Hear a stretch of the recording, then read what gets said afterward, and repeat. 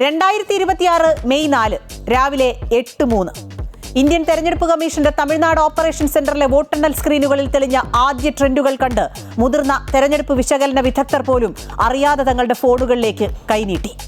വെറും 27 മാസം മുമ്പ് വരെ നിലവിലില്ലാതിരുന്ന പാർട്ടിയായ തമിഴക വെട്രിക്കഴകം 41 സീറ്റുകളിൽ മുന്നിട്ട് നിൽക്കുകയായിരുന്നു. രാവിലെ 9 മണിയായപ്പോഴേക്കും അത് 68ആയി. ഉച്ചയോടെ 104. ഉച്ചതിരിഞ്ഞപ്പോഴേക്കും ആ സംഖ്യ ചരിത്രം തിരുത്തിയെഴുതുന്ന തരത്തിൽ അമ്പരപ്പിക്കുന്ന 108-ൽ എത്തി നിന്നു. തമിഴ് രാഷ്ട്രീയവും സിനിമയും തമ്മിലുള്ള പൊക്കിൾക്കൊടി ബന്ധത്തിന് പതിറ്റാണ്ടുകളുടെ പഴക്കമുണ്ട്.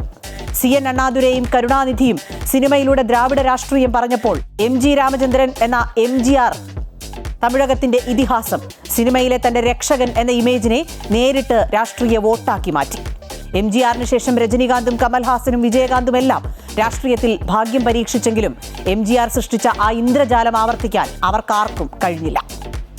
എന്നാൽ 2026-ൽ വിജയ് ആ ചരിത്രം തിരുത്തിയെഴുതി.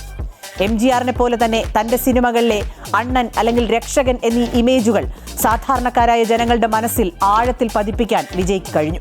DMK, AIADMK എന്നീ രണ്ട് വൻമരങ്ങളുടെ അരനൂറ്റാണ്ടുകാലത്തെ കുത്തക തകർത്തത് കേവലം വികാര പ്രകടനങ്ങൾ കൊണ്ടല്ല, മറിച്ച് കൃത്യമായ ഡാറ്റാ വിശകലനത്തിന്റെയും ഗ്രാസ് റൂട്ട് തലത്തിലുള്ള സൈക്കോളജിക്കൽ എഞ്ചിനീയറിംഗിന്റെയും വിജയമാണ്. എതിരാളികളുടെ തന്ത്രങ്ങളെയും ദൗർബല്യങ്ങളെയും സൂക്ഷ്മമായി പഠിച്ച് ഗ്രൗണ്ടിലെ തന്ത്രങ്ങളെ ഒരു ടാക്ടിക്കൽ മാസ്റ്റർ മൈൻഡിന്റെ ബുദ്ധിയോടെയാണ് സ്ക്രീനിലെ ആ മാൻ വിത്ത് എ പ്ലാൻ ചെയ്തത്.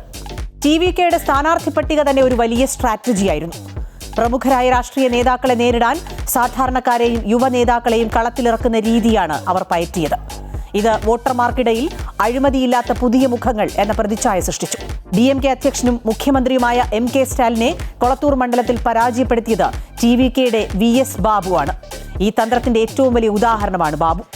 VK നഗറിൽ MR പല്ലവി, അണ്ണാനഗറിൽ VK Ramkumar, ശ്രീവൈകുണ്ഠത്തിൽ Saravanan G, തഞ്ചാവൂരിൽ R Vijay Saravanan എന്നിവരുടെ വൻ ഭൂരിപക്ഷത്തോടെയുള്ള വിജയങ്ങൾ സൂചിപ്പിക്കുന്നത് ആളുകൾ വോട്ട് ചെയ്തത് സ്ഥാനാർത്ഥിയുടെ വ്യക്തിപരമായ പ്രശസ്തിക്കല്ല, മറിച്ച് വിജയ് എന്ന ബ്രാൻഡും അവർ മുന്നോട്ട് വെച്ച കൃത്യമായ സംവിധാനത്തിലുമാണെന്നാണ്. ഈ രാഷ്ട്രീയ ഭൂകമ്പത്തിന് പിന്നിലെ ബുദ്ധികേന്ദ്രം കപിൽ സാഹു എന്ന പ്രഗത്ഭനായ തെരഞ്ഞെടുപ്പ് തന്ത്രജ്ഞനായിരുന്നു.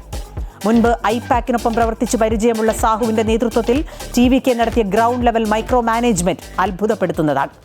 വിജയ് മക്കൾ ഇയക്കത്തിന്റെ 85,000-ഓളം വരുന്ന ഫാൻസ് ക്ലബ്ബുകളെ വെറും ആൾക്കൂട്ടമായി കാണാതെ കൃത്യമായ രാഷ്ട്രീയ അച്ചടക്കമുള്ള കേഡർമാരാക്കി മാറ്റുകയായിരുന്നു ആദ്യപടി. തമിഴ്നാട്ടിലെ 68,000-ഓളം വരുന്ന പോളിംഗ് ബൂത്തുകളിലേക്ക് 70,000 ബൂത്ത് ലെവൽ ഏജന്റുമാരെ TVK നിയോഗിച്ചു. വെർച്വൽ ലോകത്തെ ആവേശത്തെ പോളിംഗ് ബൂത്തിലെ വോട്ടുകളാക്കി മാറ്റാൻ ഈ ഗ്രാസ് റൂട്ട് നെറ്റ്വർക്കിന് സാധിച്ചു. വോയിസ് ഓഫ് കോമൺസ് എന്ന സ്വതന്ത്ര ഡിജിറ്റൽ ശൃംഖലയിലൂടെ AI കണ്ടന്റുകൾ, ഹോളോഗ്രാമുകൾ, വൈറൽ റീലുകൾ എന്നിവ യുവാക്കളുടെയും സ്ത്രീകളുടെയും ഫോണുകളിലേക്ക് നേരിട്ടെത്തി. സ്ത്രീകൾ ഒഴുകി വോട്ട് ചെയ്യാനെത്തിയത് മോദിക്കാണ് എന്നാണ് പലരും കരുതിയത്. പക്ഷെ തെറ്റി. വിജയുടെ പെൺ ഫാൻ ബേസിനെ പറ്റി പലർക്കും അറിയില്ല. സങ്കീർണമായ രാഷ്ട്രീയ പ്രത്യയശാസ്ത്രങ്ങളിൽ കുടുങ്ങാതെ തമിഴ് ക്ലാസിക്കായ തിരുക്കുറലിന്റെ ആശയങ്ങളെ മുൻനിർത്തി സത്യസന്ധമായ ഭരണം എന്ന ഒറ്റ പോയിന്റിലേക്കാണ് TVK തങ്ങളുടെ ആശയങ്ങളെ ചുരുക്കിയത്. DMKയുടെ ദ്രാവിഡവാദങ്ങൾക്കും മറ്റു പാർട്ടികളുടെ ദേശീയവാദങ്ങൾക്കും ഇടയിൽ തമിഴ് മണ്ണിലെ എല്ലാവർക്കും എളുപ്പത്തിൽ ഉൾക്കൊള്ളാൻ കഴിയുന്ന ഒരു പൊതു സ്വത്വമായി മാറാൻ വിജയ്ക്ക് കഴിഞ്ഞു. പരിചയസമ്പന്നരായ രാഷ്ട്രീയക്കാരുടെ പ്രസംഗങ്ങളെക്കാൾ അർത്ഥമുണ്ടായിരുന്നു വിജയുടേതിന്.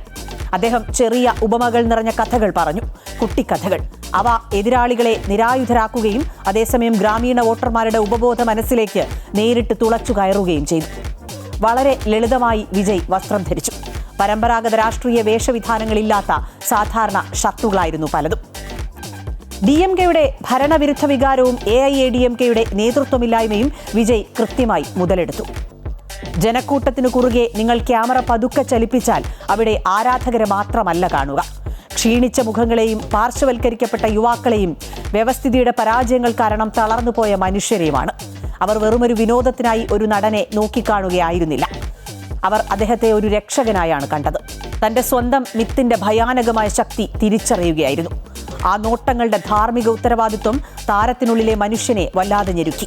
അദ്ദേഹം തന്റെ സിനിമകളിൽ വ്യവസ്ഥിതിക്കെതിരെയുള്ള ആശയങ്ങൾ സൂക്ഷ്മമായി നെയ്തെടുക്കാൻ തുടങ്ങി. വിജയ്ക്ക് ഒരു ഫിയർലെസ് യോദ്ധാവിന്റെ പരിവേഷം പൊതുവേ ഉണ്ട്. വേട്ടയാടി, കളിയാക്കി, പരിഹസിച്ചു. അയാൾ വീണില്ല. സിനിമകളിൽ വിവാദമുണ്ടാക്കി, തളർന്നില്ല. ഹിന്ദുവല്ല ക്രിസ്ത്യനാണെന്ന് പറഞ്ഞപ്പോൾ ജോസഫ് വിജയായി തല ഉയർത്തി നിന്നു. അവിഹിത കഥകൾ പ്രചരിപ്പിച്ചിട്ടും പേടിച്ചില്ല. ഒടുവിൽ ജനനായകൻ തടഞ്ഞപ്പോഴും വിവാദം ഗുണം ചെയ്തു.